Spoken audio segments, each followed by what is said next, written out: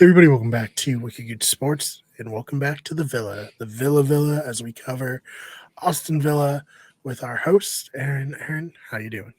I'm doing pretty well, Brian. How about you? Doing well. Excited to talk a little bit football here today on the podcast. Last time we talked was a disappointing match. Obviously, that was the combined Villa and Way West stand, but we're Yeah, past that. We're back in yep. the win column, and hopefully Getting we got W's. keep going. So, Yes. what'd you see in the match against Everton? Um, this match still was a match about halves, unfortunately. Um, however, this match was also our get right match. When we face Everton, I feel the utmost confidence that we're going to win. I'm looking it up right now. In the last two, five matches here, we've either won or drawn, so we've gotten points no matter what. So it's been a get right match against Everton. Love to see that. Very funny too. I just talked with Rat about Arsenal beating Everton. So tough week on the channel for Everton. Yeah. Sorry, guys. Well, We gotta find another fan who's an Everton fan to talk about it. Although maybe not that fun at the moment. no, they'll just talk about it more when they're in the championship next year. That's all. Oh They get yes. 46 games instead of 38. Oh man. Yeah, it's not looking good for them. But that's their problem. So Yeah. obviously, you said it's a game of halves. What was the slow start here in the first half attributed to? Do you think? Um, kind of poor defense. They do have some tall players that have were able to get up above our defensive players. Um, Emi Martinez made a beautiful save on Onana's nod towards goal. The kind of save that the FIFA 2022 best goalkeeper would win. That kind of save. Um, we didn't necessarily finish our shots. We did get a couple of shot opportunities, and I thought we played well getting into the final third. But again, it's the consistency of trying to finish the goals. Um, but it wasn't terrible, but it wasn't great either. That kind of start. Yeah, but hey, second half, get a penalty goal here. Can you kind of break down the penalty? What you thought? Was it a good call, bad call, and then the shot itself? It was definitely the right call. Um, there was no VAR needed. I mean, uh, it was right off of a throw in. Um, actually, yes, it was a throw in, and then just minutes before that, Emmy Buendia had been subbed in. The throw went to Buendia, found John McGinn driving in the box, and ex Villa player Idrissa Gana Gay fouled him in the box, and he definitely clear took him out, then got the ball. Um, Watkins, the man who's been scoring goals left and right for Villa these last four games here, steps up to the penalty spot and just makes Pickford go the wrong way, and he buries it down the middle, and he flashes five. He is a part of elite membership. Is only the second time this has happened. It was Paul. Man, the last name escapes me because it was kind of a funny name. But he's back in '82. He had scored 5 goals in a row for Villa as well. Um, so he's definitely been an elite. Watkins has been showing elite striking ability lately. So that's been very nice. Yeah, that's what you like to see there. And then in the 81st minute, get a second goal, just clinch it. What'd you see there? Um, Buendia has been our super sub, baby. I mean, he's been so good off the bench. He's so energetic.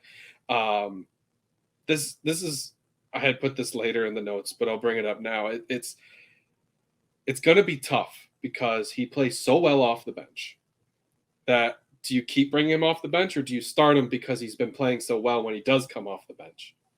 It's kind of one of those conundrums. I personally think you should keep him on the bench and put him in the 65th minute Mm-hmm. and use the high energy that he has, the combinations, and take advantage of defenders and midfielders who are tired and just Mm-hmm. switch off for that moment, like it had happened for the penalty where he just received the ball and he was able to lay it off quick, Mm-hmm. or this particular goal where he had baited two Evertonians that he was going to go pass it to McGinn, who was sitting at the penalty spot. And he said, nah, I'm going to take it on my left foot and bury it past Pickford on his near post. I mean, it was hit so hard it rippled out, back out. Yeah, that's a screamer. Oh, it was beautiful. Oh man, but yeah, I think that's an interesting conversation. What do you do where it's working so well, but because it's working so well, it's like, well, should he be getting more time? Would Right. that work better? Hard to say, but yeah, like you said, maybe it is best just to keep it like this for now, and then maybe next season they can play around with it a little bit more. I would even kind of this season. My problem is Bailey's been a problem. Mm-hmm. He's kind of been a body out there, Mm-hmm. and I'm not saying he's been that bad, but he hasn't really been contributing to either end of the pitch. So Right. it's like you're filling a spot, but do we put Buendia there? That's the toss up I'm having as a Villa fan. Mm-hmm. I, I don't know right now. And if we continue with a 4-4-2 style, um, I think I would rather see, if healthy, um, Bertrand Traore. We recalled him off of his loan in Besiktas in the Turkish league. If he's healthy, I think he should get minutes.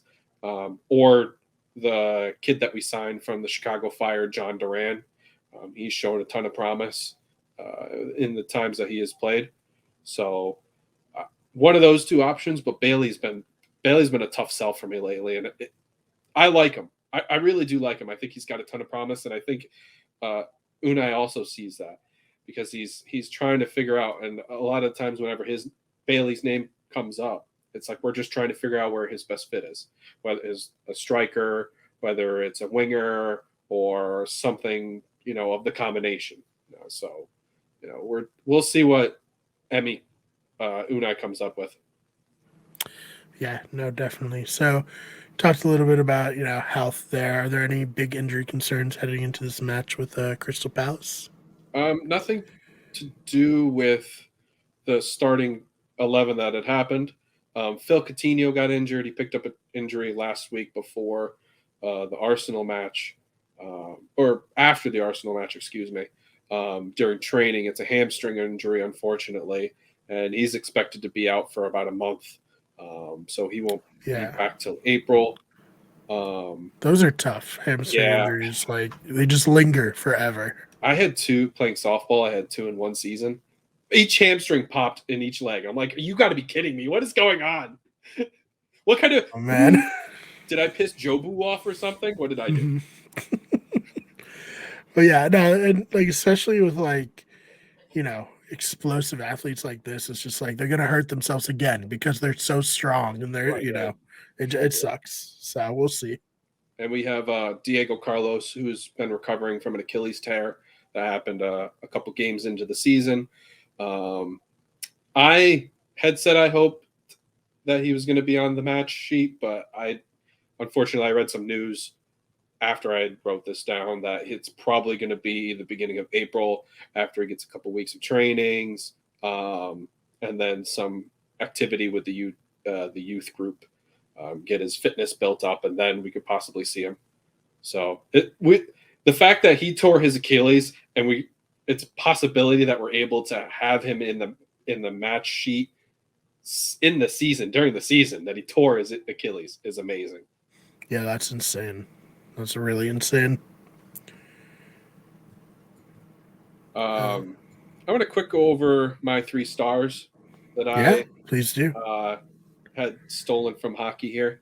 Um, I think star number one for me is Emi Martinez. And again, if that guy's not in goal, then it's a real problem for us.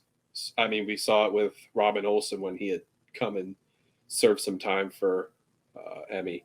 He's just a world-class player. Number two, star number two, I'm giving it to John McGinn. I know on Fat Mob here, it gives him. He actually has the man of the match. He looked so much better. He looked like John McGinn of 2 years ago, and it's awesome because they played him more advanced. Typically, he plays either out wide or like a holding player deep, but they played him more advanced, kind of like the way Scotland plays him, and he bangs in goals for Scotland. I don't get it, and he doesn't bang in goals here. He did a lot of hold up play. He got an assist from the Buendia goal. He just nailed it this week.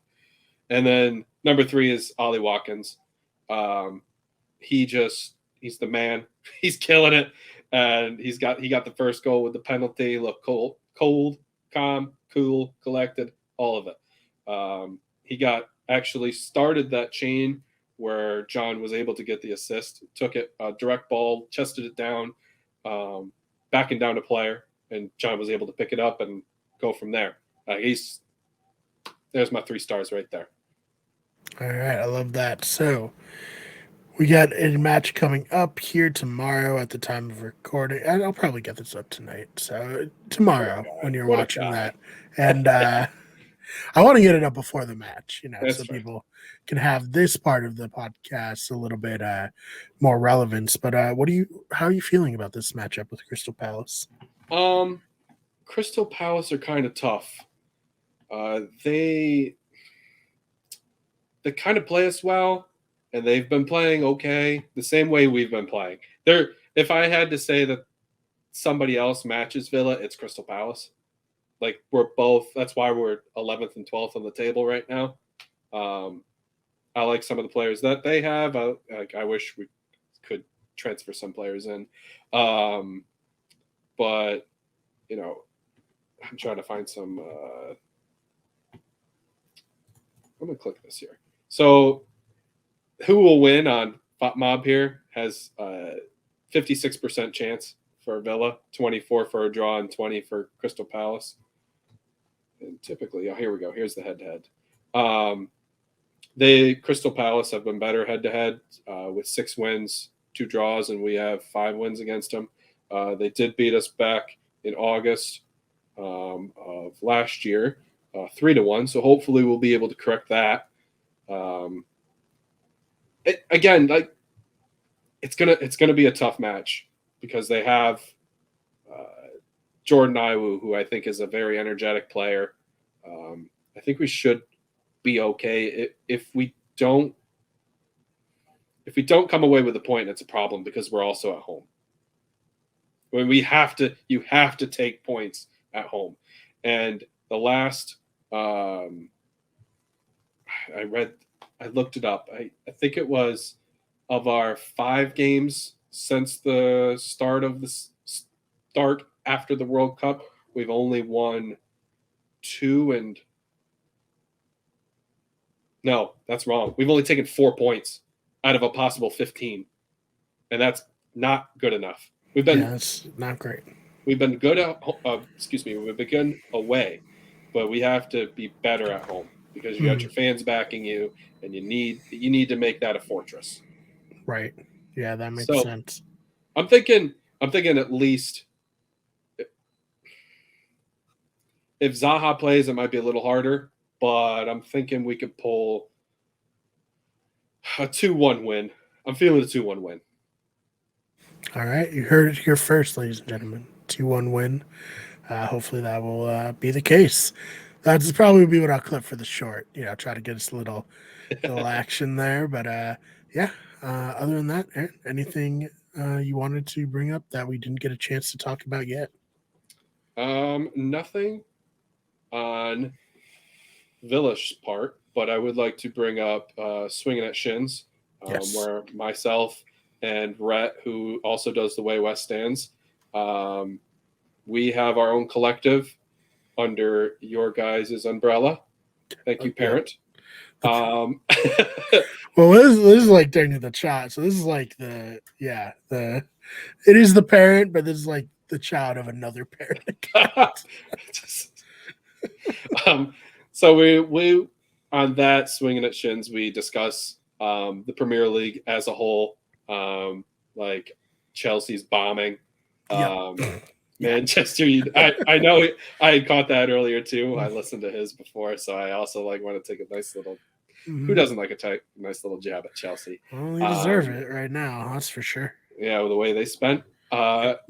Man United is a hot team right now. Mm-hmm. I mean, they've done extremely well. Ten Hag anyway, um, and relegation battle. Love discussing relegation battle because it's some of it's a mystery Mm-hmm. and some of it's all speculation. Yeah. Well, yeah. I mean, we'll see. Right now, Everton, Bournemouth, and Southampton. So listen to Swinging Shins to see if Aaron and Rhett think those are the three teams that are going to go. Or, I mean, West Ham, Leeds, Wolves, they're not, Leicester City, they're not quite out of the water. No, I actually read an article from Opta, who I snagged some statistical analysis. They do a really bang up job.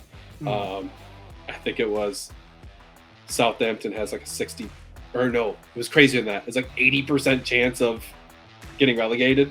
Oh, And there's yeah. a couple other teams that had lower numbers, but nothing as high as 80.